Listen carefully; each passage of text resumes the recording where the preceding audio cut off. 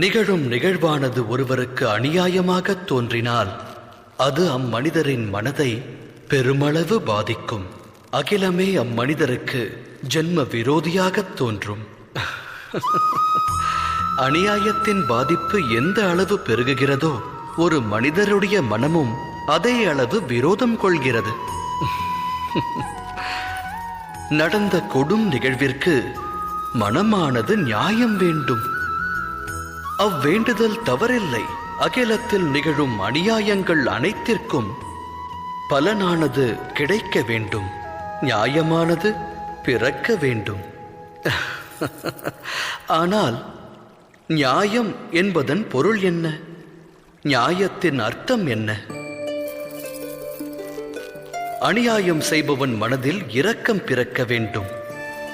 அதை அனுபவிப்பவன் நடவடிக்கை அநியாயத்தின் பிரதிபலிப்பாய் மாறாதிருக்க வேண்டும். இதனால் நியாயம் விளையுமா? இரக்கத்தை இதயத்தில் இருத்தாதவன் நியாயத்தை விடுத்து பழிவாங்கும் உணர்விற்கு தலை வணங்குகிறான். வினையை கொண்டு வினையை விதைத்து வினையை அறுக்க முனைகிறான். அநீதி என்னும் மார்க்கத்தில் சென்று அநீதி கொண்டே நீதி வழங்கத் துடிக்கிறான். நியாயம் வழங்க புறப்படுபவன் விதிப்பயனால் அநியாயம் இழைக்கத் துவங்குகிறான்.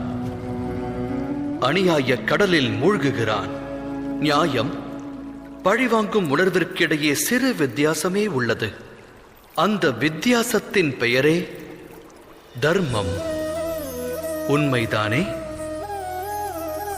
சிந்தித்து செயலாற்றுங்கள்.